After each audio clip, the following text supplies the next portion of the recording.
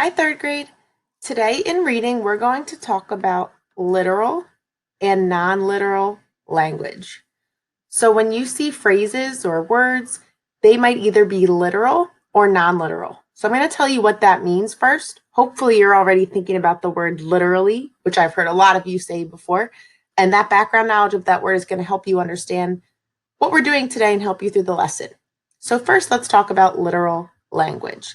Literal language is language. So when we say language, we mean words. Language that means the literal or dictionary meaning of a word or phrase. So if you're saying that something is literal, it's exactly what it is, plain. So like when you guys, maybe you're exaggerating about something, that's when I feel like I've heard you use the word, you're like, it literally took me forever.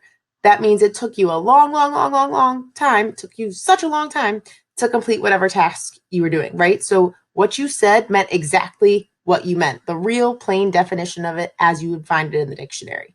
So here's another example. Let's look at the cake. I had a piece of cake before my test. So the literal meaning of this, what it really means is that you literally ate cake before you took the test. So again, if you're examining a piece of language or words, phrase, a sentence, and you're trying to decide if it's literal or non-literal, you can decide it is literal if the words actually mean the real meaning. So thinking literal means the real meaning. Literal means the real meaning. Really get that stuck in your head. So now let's move on to non-literal language. Remember that non is a prefix.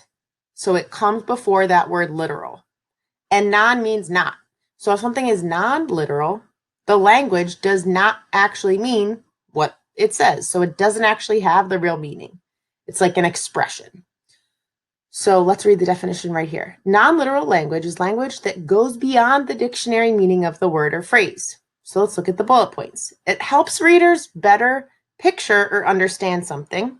So the words do not actually mean the real meaning. And the purpose of that is so that you can picture what the writer, the author is trying to describe. And then the non-literal language, we call them expressions, right? Like I just told you. And those expressions, the technical word for them is in bold right here. It's called idioms. So let's go thinking about that cake again, but in a different way, now a non-literal way. Here's the example of non-literal language. That test was a piece of cake. So obviously the test, it's not possible for, a test is not a piece of cake. That would be the literal way, and it's not possible. So since that doesn't make sense to you when you're reading that and thinking about it, you would say, oh, this must be non-literal language. It's not really what it means. This is not a piece of cake. So what this really means when it's this phrase or expression is used this way, something's a piece of cake, it means that it's easy. So if you said that test was a piece of cake, the non-literal meaning, it means that the test was easy.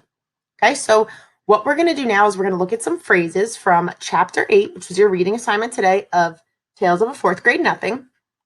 And we're going to try to decide, are the phrases being used as literal or non-literal language? We're going to work through some examples together, and then your independent practice today will actually be revisiting some phrases from Winn-Dixie, one of our favorite books.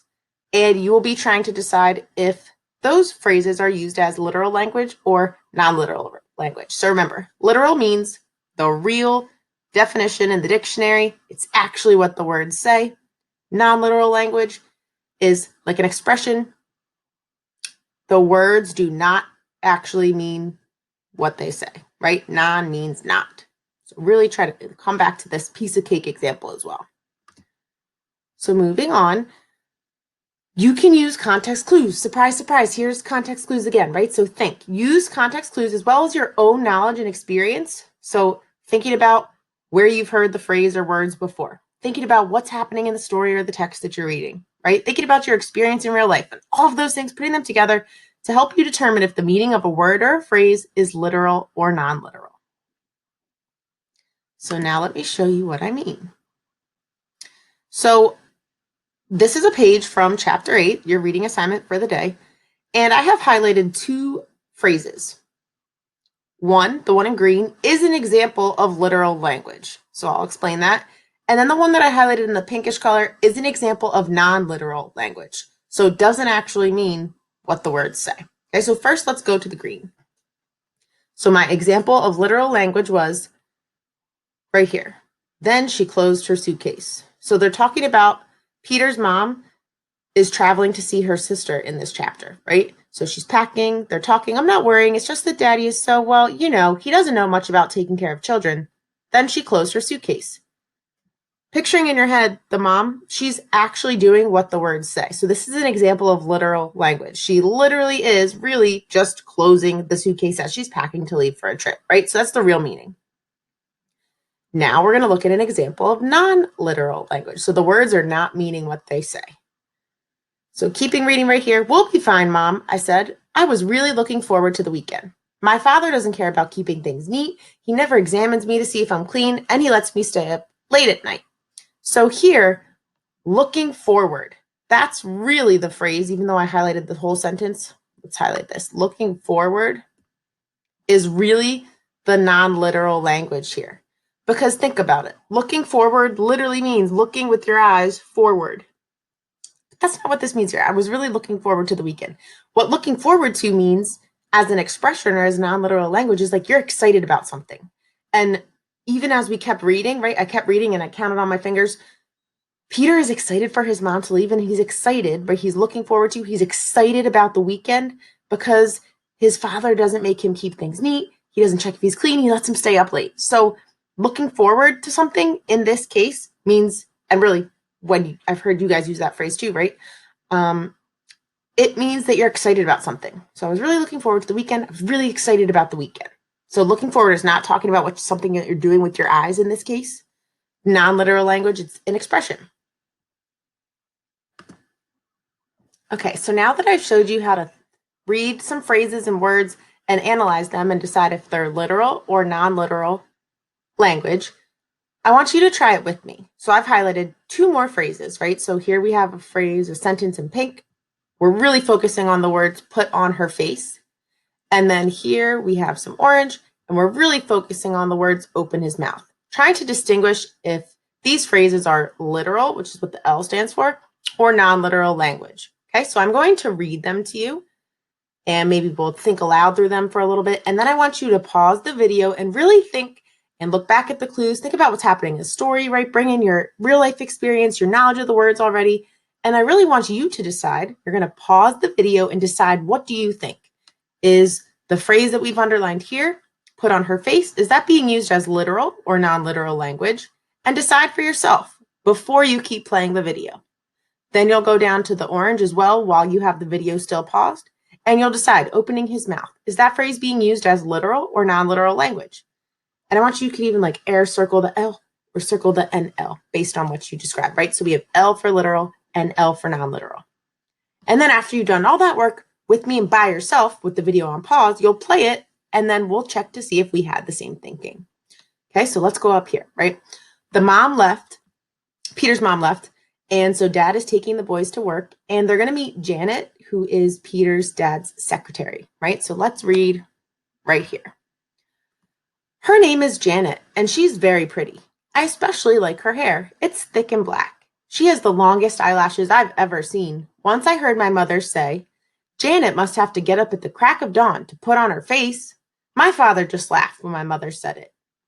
So you're stopping and thinking there. Put on her face. Those are the words that we're analyzing here. And your job is to decide, are those words being used as literal language or non-literal language? So after we read the orange example, you'll pause and go back and think about that. Now let's read this one. We'll keep reading right here. Janet's seen me before, but this was her first meeting with Fudge. I was glad his hair was finally growing back. I explained right off about his teeth. He'll look a lot better when he's older, I said. He knocked out his front too, but when he's 6 or 7, he'll get new ones. See, Fudge said, opening his mouth. All gone. So we'll pause there again. Now, you can even go back and reread, right? I want you to pause the video and really focus on this part. Go back and read it again, even though I read it to you. You could be picturing this part in orange in your head, and that can help you figure out if opening his mouth is literal or non-literal language, right? So when I say go, you're going to pause the video. You're going to go back to the pink, reread, think about, decide for yourself before you press play again. Is put on her face literal or non-literal language? Once you've done that, go back and analyze opening his mouth in orange and decide for yourself, literal or non-literal language. So remember, when I say go, you're going to pause, do that work for yourself, reread, think about it, use context clues, use your life experience, decide for both of those examples. And then when you're totally finished, you can press play again and check your thinking with mine. And go. Okay, hopefully you did that thinking work for yourself. And now you're ready to check your answers with mine. So in the pink example, put on her face is non-literal language. The words do not actually mean what they say. Think about it. It's impossible. You can't put your face on. Your face is always there, right? So put on her face is an expression. It's non-literal language. That means like to put a lot of makeup on. And looking down at the orange example, opening his mouth was an example of literal language, right? They're talking about how he knocked his teeth out. And it says, see, Fudge said, opening his mouth, and he literally opens his mouth. So the words opening his mouth there actually mean what they say. So it's an example of literal language. I have a feeling that you got both of those right as well. Okay, so now it's your turn to practice distinguishing phrases between literal and non-literal language on your own. So how you're going to do this is, when this video ends, you're going to go back to Seesaw, you're going to go to the student template, and you're going to see 4 questions there. This is just what the first question looks like. So I'll go over the directions with you now, and then you're going to go back, and you will either circle, so you can use this pen tool that I have clicked. You can either circle A if you are choosing literal, or you can circle B if your answer is non-literal, right? So your job is to read the words, think about the context. We've all read Winn-Dixie, so think back to Winn-Dixie. We know that story super, super well.